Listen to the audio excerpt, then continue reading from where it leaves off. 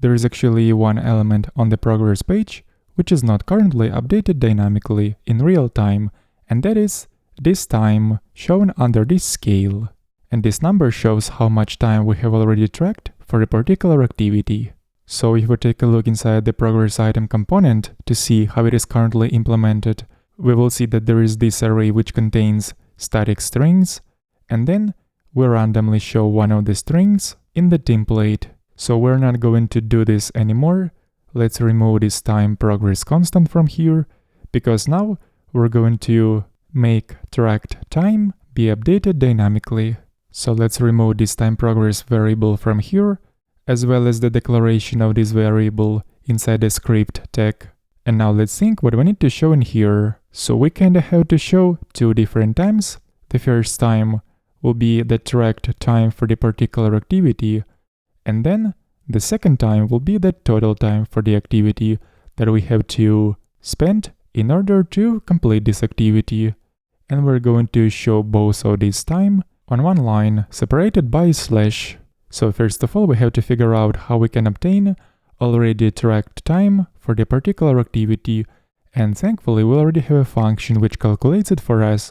We just need to supply this function with an activity object, and this function is called getTotalActivitySeconds. So let's also specify activity object as the first parameter, and this function is going to basically calculate tracked time for this activity up until now.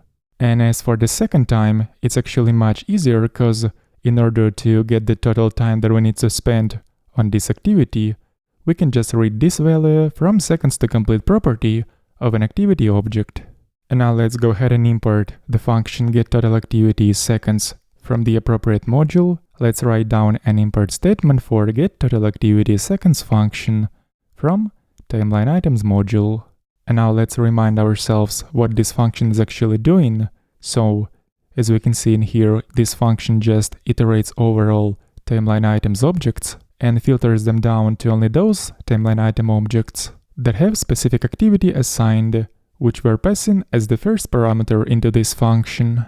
And then it loops over those TimelineItem objects once again and sums up activity seconds properties, and in the end we got total amount of seconds, and that amount of seconds will be actually the time that we have already tracked for the particular activity until this very moment.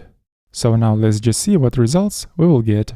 Let's start tracking the time for the coding activity, and on the progress page, as we can see, the time under the scale updates dynamically every second, but currently this time is not represented in the format we need it to be, because we have to convert this amount of seconds in the time representation. And by the way, we already have a function which can do this formatting for us. The function is called formatSeconds, and if we supply this function with amount of seconds, then the function will format these seconds in the time format. So we're going to wrap the first expression with this function, as well as seconds to complete property, because we need both of these values to be formatted as time. So let's scroll up and import this function from functions module, and once again let's take a look at its implementation.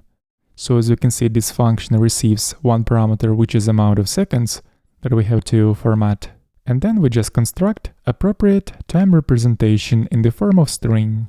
And right away on the timeline page we can see that under the scale we got the time properly formatted. So let's just start tracking the time for the coding activity once again, and now we can see the time is still shown in a proper format and it's updated every second, but currently this number does not match the number shown in this stopwatch. And the reason to that is because inside timeline stopwatch component, every second we're adding 1 to total amount of seconds that are displayed on that stopwatch.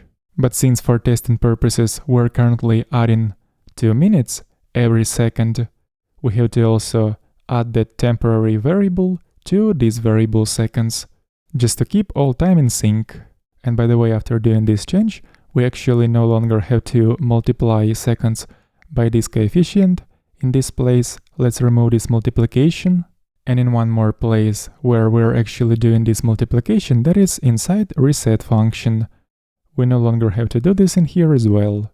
And if we're going to inspect timeline stopwatch component in Vue DevTools, we can see that that seconds property will be increasing by 2 minutes, which is by 120 seconds once I start tracking time for a particular activity.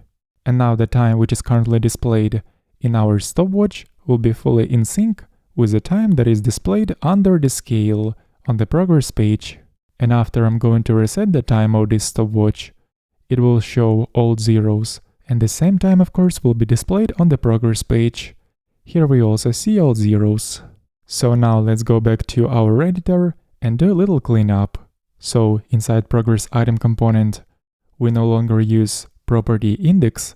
Let's remove it from here, as well as inside the progress component, where we're actually passing this property into progress item component. We don't need this index in here anymore. Let's apply formatting, and of course, just to follow one standard of declaring properties, let's just expand this property declaration for activity prop and use an object notation where we specify a couple of additional attributes of this property, such as required. In this case, it will be true. The type of this property will be an object. And let's also specify validation function. Is activity valid? So this function needs to be imported from validator's module. Let's write import statement in here. And let's do one final check in the browser. We'll start tracking the time for the coding activity and make sure that on activities page, the time gets decreasing, and on the progress page, the progress scale gets increasing. And even after I'm going to change activity for this timeline item, the time shown under the progress scale will still be in sync with the stopwatch. Let's also try to reset this stopwatch and make sure that the time shown under the progress scale will be reset to 0 as well. Everything is working fine. And at this point, we're good to finish this lesson. Let's continue in the next one.